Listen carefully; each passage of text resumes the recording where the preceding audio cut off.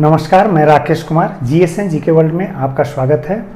आज हम बालाजी विश्वनाथ के सुपुत्र बाजीराव प्रथम के बारे में जानेंगे और उनके पेशवा काल में किस तरह की प्रगतियां हुई मराठा साम्राज्य के विस्तार के लिए और क्या उनके सामने चुनौतियां थी, हम इसको जानेंगे। जो सबसे इंटरेस्टिंग बात है कि जो आपने सिनेमा देखा होगा, जो मूवी आपने देखी होगी बाजीराव मस्तानी, हम उसकी कहानी भी आज जानेंगे। बड़ी आसान तरीके से आपको समझाएंगे इतिहास के नज़रिए से कि वह कहानी किन थीम पे आधारित होना चाहिए, लेकिन सिनेमा में जो है प्यार के एंगल को किस रूप में मोड़ा गया, हम उसकी बात आज करेंगे।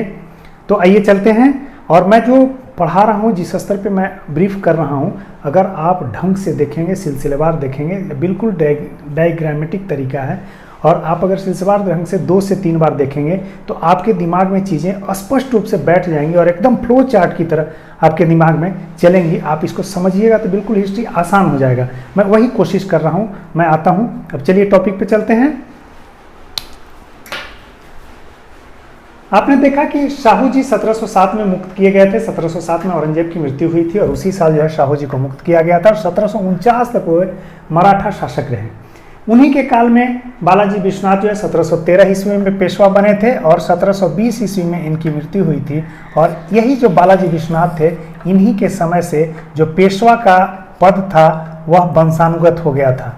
यानी जो पिता होंगे, जो पेशवा पिता के बाद उनके पुत्र पेशवा पद पे बैठेंगे, ऐसी स्थिति उत्पन्न हो गई थी और यहाँ से पेशवा का पद वंशानुगत हो गया था। तो इनकी मृत्यु 1720 में होती है और 1720 में इनकी मृत्यु के बाद जो है इनके पुत्र बाजीराव प्रथम जो है मराठा साम्राज्य के पेशवा बनते हैं और उनके सामने कई चुनौतियां आती है। क्या पहली चुनौती क्या है कि यहाँ चुनौती है कि हैदराबाद का निजाम जो है इन्हें परेशान कराता है, यानी मराठा साम्राज्य को परेशान कर रहा था। कैसे? 2 स्तर का फायदा उठा रहा था। क्या उठा रहा था कि आपने देखा कि जो शाहू जी कहाँ से शासन चला रहे थे, सतारा से शासन चला रहे थे। यानी शिवाजी का जो उत्तराधिकारी का एक भाग था, उत्तराधिकार का, जो शाहू जी जिसका नेतृत्व कर रहे थे, उन्होंने सतारा से ताराबाई को खदेड़ा था और यहाँ से शासन करना शुरू किया था। लेकिन जो ताराबाई के संरक्षण में चलने वाले जो शासन थे वह कोल्हापुर शिफ्ट कर गया था और कोल्हापुर से जो शिवाजी के कुनबे थे वह शाहू जी को हमेशा टक्कर दे रहे थे, उनकी सत्ता को चुनौती दे रहे थे। वैसी स्थिति में एक षड्यंत्र की स्थिति थी और उस षड्यंत्र को हवा दे रहा था हैदराबाद का निजाम, जिसका नाम था निजामुल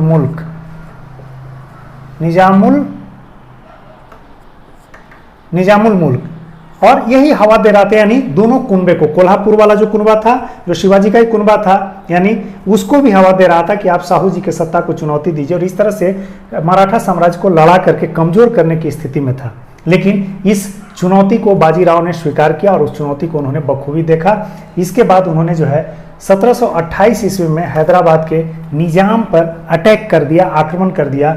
और उस अटैक में हैदराबाद का निजाम, जो निजामुल मुल्क था, वह बुरी तरह पराजित हुआ।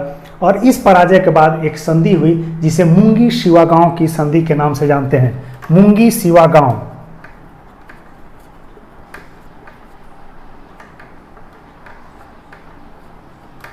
मुंगी शिवागांव के संधि के नाम से जानते हैं। इसमें 2-3 चीजें जो प्रमुख रूप से घटित हुई संधि में, जो पक्ष है जिन शर्तों पे संधि हुई, उसमें सबसे पहले क्या हुआ कि जो हैदराबाद वाले निजाम का क्षेत्र था, उस क्षेत्र से मराठा अब चौथ भी वसूलेंगे, यानी पूरे रेवेन्यू का 1/4, और सरदेश मुखी भी वसूलेंगे, जो कि इनका मानना था, मराठों का मानना था कि यह मेरा जन्मजात अधिकार है। चूंकि हम सरदेशमुख हैं, इसलिए मेरा यह कानूनी या जन्मजात अधिकार है कि उन क्षेत्रों से वसूलें। तो मराठों को हैदराबाद के बाद, इस मुंगी शिवागांव संधि के बाद से जो है मराठों को हैदराबाद से चौथ और सरदेशमुखी वसूलने का अधिकार प्राप्त हो गया। इसके अलावा क्या हुआ? आपने देखा कि हैदराबाद का निजाम जो है इस कोल्हापुर, शिवाजी के जो कोल्हापुर वाला कुनबा था, उस कुनबे को चढ़ा बढ़ा रहा था शाहू जी के खिलाफ। अब यहाँ हैदराबाद का निजाम हार गया, यानी यह जो षड्यंत्र था शिवाजी के कोल्हापुर वाले कुनबे का, वह भी शिवाजी के खिलाफ षड्यंत्र समाप्त हो गया। और इसी के दबाव में, जब षड्यंत्र ही समाप्त हो गया, तो इसी के दबाव में वरना की संधि हुई 1731 ईस्वी में। और कोल्हापुर वाला जो कुनबा था शिवाजी का, वह पूरी तरह से अब शाहू जी के अधीनस्थ हो गया। यानी सतारा से जो शाहू जी मराठा साम्राज्य को आगे बढ़ा रहे थे, शिवाजी के उत्तराधिकार को आगे बढ़ा रहे थे, अब जो कोल्हापुर का कुनबा था वह सतारा के अधीन, यानी शाहू जी के अधीनस्थ राजा के रूप में, अधीनस्थ जमींदार के रूप में जो है काम करना शुरू हुआ। यानी पूरी तरह से अब शाहू जी का सत्ता जो है मराठों में हो गया और मराठा साम्राज्य के जो पूर्ण उत्तराधिकार है वह शाहू जी में निहित हो गया। लेकिन आपको पता है कि पेशवा के की जो शक्तियों में वृद्धि हुई थी बालाजी विश्वनाथ के बाद से, यहाँ पर अब जो है द्वितीय मराठा साम्राज्य के संस्थापक के रूप में अब बालाजी विश्वनाथ जाने गए थे। और उसके बाद के आगे की कड़ी को उनके पुत्र बाजीराव बढ़ा रहे थे। उनके सामने जो दूसरी सबसे बड़ी चुनौती थी कि गुजरात में वे चौथ वसूलते थे और गुजरात वाले क्षेत्रों में चौथ वसूलने के लिए त्रयंबक जी को वहां भेजा गया था। लेकिन त्रयंबक जी ने क्या किया, जैसे ही देखा गुजरात यहाँ से जब उनके हाथ में आ गया राजस्व वसूलने की बात, उन्होंने जो है मराठा सत्ता को चुनौती दी और त्रयंबक जी ने जो है कहा कि मालवा का भी मुझे कर वसूलने का मौका दिया जाए। इस तरह से त्रयंबक जी ने बगावत कर दिया और त्रयंबक जी जब बगावत कर 1731 ईस्वी में 1731 में बाजीराव प्रथम ने गुजरात पे आक्रमण किया, त्रयंबक जी को हराया, उनकी हत्या की और पीलाजी गायकवाड़ को वहाँ राजस्व वसूलने के लिए नियुक्त किया गया। बाद में आप देखे होंगे कि यही जो पीलाजी गायकवाड़ है यहाँ पर बड़ौदा में गायकवाड़ वंश की स्थापना करेंगे।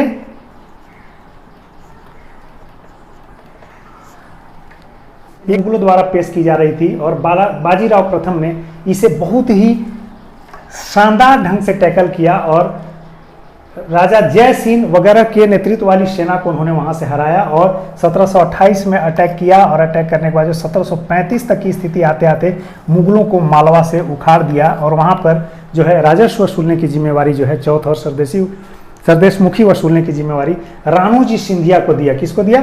राणोजी सिंधिया को। और राणोजी सिंधिया को दिया और इस राणोजी सिंधिया ने उज्जैन में अपना कार्यालय बनाया, हेडक्वार्टर बनाया, बाद में फिर ग्वालियर में शिफ्ट कर रहे थे। यहीं से सिंधिया वंश की स्थापना हुई। अब अगली चुनौती बुंदेलखंड की थी। बुंदेलखंड 1728 ईस्वी में वहां पर क्या हुआ कि जो मुगलों का एक दरबारी था मोहम्मद बंगश खां, उसको वहां का सूबेदार बना करके भेजा गया। जो बुंदेलखंड वाला एरिया है वह नर्मदा नदी और यमुना नदी के बीच का क्षेत्र है और यह इलाहाबाद सूबे के अधीन था। और उसका सूबेदार कौन था? उसका सूबेदार मोहम्मद बंगश खां था। और उस मोहम्मद बंगश खां के द्वारा जो है छत्रसाल को, यानी जो बुंदेला शासक थे, जो कि एक क्षत्रियों का एक प्रकार था, उस बुंदेला शासक यानी छत्रसाल को काफ़ी तंग कर रहे थे और उन्होंने मोहम्मद बंगश खां ने यह कसम ही खा लिया था कि मुझे बुंदेला शासक को खत्म कर देना है और बुंदेलखंड पर पूर्ण तरह से मुगलों का नियंत्रण कर लेना है। लेकिन छत्रसाल ने बहुत ही चालाकी से किनकी सहायता ली? बाजीराव की सहायता ली। इस समय मराठा साम्राज्य अपने चरम पे था, बाजीराव की सहायता ली और छत्रसाल बाजीराव के पास एक निमंत्रण भेजा कि आप मुझे जो है प्रोटेक्ट कीजिए, बचाइए। और बाजीराव ने एक सेना भेजी और उस सेना ने जो है इलाहाबाद के सूबे के अधीन जो बुंदेलखंड था, उस बुंदेलखंड को मोहम्मद बंगश खां से मुक्त कराया और मुक्त करा करके छत्रसाल को जो है वहाँ का शासक नियुक्त किया। और छत्रसाल ने इस जीत के उपलक्ष्य में, यानी अब बुंदेलखंड क्या गया? बच गया, बुंदेला शासक बच गया, छत्रसाल बच गया। तो उस स्थिति में एक भव्य आयोजन किया। उस भव्य आयोजन में बाजीराव को बुलाया गया, यानी बाजीराव प्रथम को बुलाया गया और उनके खिदमत में, उनके सेवा में, उनके सामने नृत्य पेश करने के लिए, नाच गान के लिए एक मुस्लिम नर्तकी थी मस्तानी, उसको सामने उस दरबार में पेश किया गया। उसने खूब नृत्य की और इन दोनों के बीच यहीं पे इश्क हुआ। इसी की कहानी फिल्म बाजीराव मस्तानी में आप देख सकते हैं। इस तरह से यहाँ बाजीराव और मस्तानी की जो कहानी है वह इतिहास का एक ध्रुव बन गया। बाद में इसी पे अभी मूवी आई है बाजीराव मस्तानी की मूवी, जिसे बाजीराव मस्तानी के नाम से जानते हैं। अब यहाँ पर जो है छत्रसाल ने क्या किया? कालपी, सागर और झांसी का क्षेत्र भी निजी जागीर के रूप में बाजीराव को दे दिया। और इस तरह से जो है बाजीराव प्रथम ने 1720 से लेकर के 1740 ईस्वी तक मराठा साम्राज्य का विस्तार किया और वह विस्तार अपने चरम की ओर बढ़ा। अभी आपने देखा कि किस तरह से बाजीराव प्रथम ने मराठा साम्राज्य के विस्तार का काम किया था। उनकी मृत्यु 1740 ईस्वी में हुई। 1740 ईस्वी में उनकी मृत्यु के बाद अब उनके पुत्र बालाजी बाजीराव ने मराठा पेशवा का पद संभाला और उनके काल में जो महत्वपूर्ण घटना घटी वह घटना पानीपत के तृतीय युद्ध का था, जो थर्ड वार ऑफ पानीपत है। वह उन्हीं के काल में घटा और वह जो है अहमद शाह अब्दाली बनाम मराठों के बीच में लड़ी गई और यहीं से जो अहमद शाह अब्दाली जो अफगान शासक था उसकी जीत हुई और मराठों की सत्ता जो साम्राज्य विस्तार जो लगता था कि दिल्ली पर कब्जा करे पूरे भारत का सम्राट बनेगा, अब यहीं से इनका सपना जो है टूट गया, चकनाचूर हो गया और इस तरह से मराठा पूरे देश की सत्ता को संभालने में नाकामयाब रहे। यही पानीपत का तृतीय युद्ध जो है मराठों की किस्मत का फैसला कर लेता है। अब इसके पीछे के इतिहास को जाने के आखिर अहमद शाह अब्दाली ने मराठों से क्यों अदावत मोल ली, इसके पीछे की कहानी जानने के लिए हमें जानना होगा कि अहमद शाह अब्दाली 1748 से ही भारत पर यानी भारत के क्षेत्रों पर आक्रमण कर रहा था, मुगल बादशाह को जो है चुनौती दे रहा था और कई दफ़ा आक्रमण किया और 1757-58 की बात है कि जब उसने जो है आलमगीर को यहाँ का सम्राट नियुक्त किया और आलमगीर को सम्राट नियुक्त करने के बाद उसके दरबार में मीरबख्शी का पद जो है नजीबुद्दौला को सौंपा गया और यह किसके कहने पे, यह जो है अहमद शाह के कहने पे सौंपा गया। आलमगीर को सम्राट घोषित किया अहमद शाह ने और इसी के दरबार में मीरबख्शी का पद जो है उसके प्रतिनिधि के रूप में नजीबुद्दौला, जो मीरबख्शी का पद है मुगल बादशाह के दरबार में दिया गया है। किसके कहने पे या किसके प्रतिनिधि के रूप में जो है मुगल दरबार में आया, यह अहमद शाह अब्दाली के प्रतिनिधि के रूप में मुगल दरबार में नजीबुद्दौला जो कि मीरबख्शी के रूप में आया। लेकिन 1757-58 की बात है कि मराठों ने रघुनाथ राव के नेतृत्व में एक सेना भेजी जो दिल्ली पर चढ़ाई किया और उस सेना ने दिल्ली पर चढ़ाई करने के बाद नजीबुद्दौला को मीरबख्शी के पद से हटा दिया और मुगल सम्राट और मराठों के बीच एक संधि हो गई। उस संधि में जो है नजीबुद्दौला को हटाया गया और जो अहमद शाह अब्दाली का प्रतिनिधि था वह जो है मुगल दरबार से बाहर कर दिया गया। इसके अलावे रघुनाथ शाह अब जो है पंजाब की तरफ बढ़ते हैं और पंजाब में जो अब्दाली अपने पुत्र तैमूर को वहाँ का शासक बना दिया था, रघुनाथ राव के नेतृत्व वाली मराठों की सेना ने जो है अहमद शाह अब्दाली के पुत्र तैमूर को वहाँ से बाहर कर दिया, निकाल दिया और वहाँ अदीना बेग को पंजाब का गवर्नर नियुक्त किया और उसे 75 लाख वार्षिक राजस्व वसूलने की बात, यानी 75 लाख वार्षिक राजस्व के देने के वादे पर अदीना बेग को पंजाब का गवर्नर बना दिया। अब यह अहमद शाह अब्दाली के लिए बड़ी ही शर्मनाक स्थिति की, क्योंकि उसके बेटे तैमूर को वहाँ से बाहर कर दिया गया था और जो मुगल सम्राट में के दरबार में जो मीरबख्शी के पद पर उन्होंने जो अहमद शाह अब्दाली ने नजीबुद्दौला को बैठाया था उसको भी मराठों की सेना ने, रघुनाथ राव के नेतृत्व वाली सेना ने पद से हटा दिया था, मुगल दरबार से बाहर कर दिया था। वैसी स्थिति में मराठों को सबक सिखाने के लिए अफगानिस्तान से अहमद शाह अब्दाली चलता है और 1759 में वह पंजाब को जीतते हुए आगे बढ़ता है और 14 जनवरी 1761 को पानीपत हरियाणा में है, पानीपत में अहमद शाह अब्दाली की सेना और मराठों की सेना आमने सामने होती है।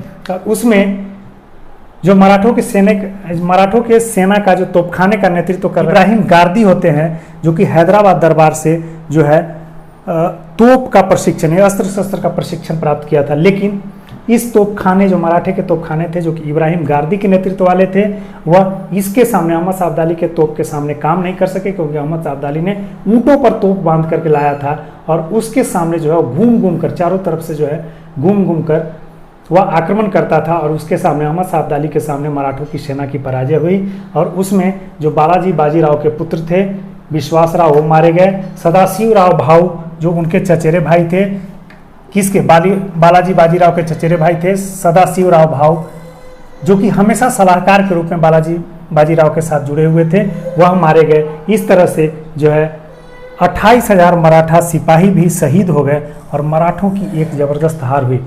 इस लड़ाई में, पानीपत के तीसरी लड़ाई में, राजपूतों ने भी मराठों का साथ नहीं दिया, जाटों ने भी साथ नहीं दिया, सिखों ने भी साथ नहीं दिया और यहाँ तक कि एक मराठा जो सरदार था मल्हार राव होलकर, वह भी युद्ध के बीच से ही भाग निकला। इसके चलते मराठों की हार हुई और उस समय जब पानीपत का तृतीय लड़ाई लड़ा जा रहा था, थर्ड बैटल ऑफ पानीपत लड़ा जा रहा था, उस समय मुगल बादशाह कौन हो गया था? शाह आलम द्वितीय हो गया था, जो कि आलमगीर द्वितीय का पुत्र था, जिसे अली गौहर नाम से भी जाना जाता था। और यह 1700 इसके समय में, जो शाह आलम द्वितीय के समय में बक्सर का युद्ध हुआ था 1764 का, पानीपत का युद्ध, तृतीय युद्ध जो है 1761 में यह भी हुआ था। यानी दो महत्वपूर्ण लड़ाइयाँ जो है शाह आलम द्वितीय के काल में हुई थी। इस तरह से बालाजी विश्वनाथ जो है अब पूरी तरह से हार गए थे, मराठों की शक्ति जो है क्षीण हो गई थी। और इस तरह से जो एक पेशवा का, जो द्वितीय मराठा साम्राज्य के द्वितीय संस्थापक के लिए जो एक फेस था वह खत्म हो गया था। लेकिन उसके बाद 1761 के बाद से इसी सदमे में, क्योंकि उनका पुत्र जो है विश्वासराव मारा गया, सदाशिवराव भाऊ मारे गए और 28,000 मराठा सेना शहीद हुआ, उसी सदमे में बालाजी बाजीराव की मृत्यु 1761 ईस्वी में हो गई।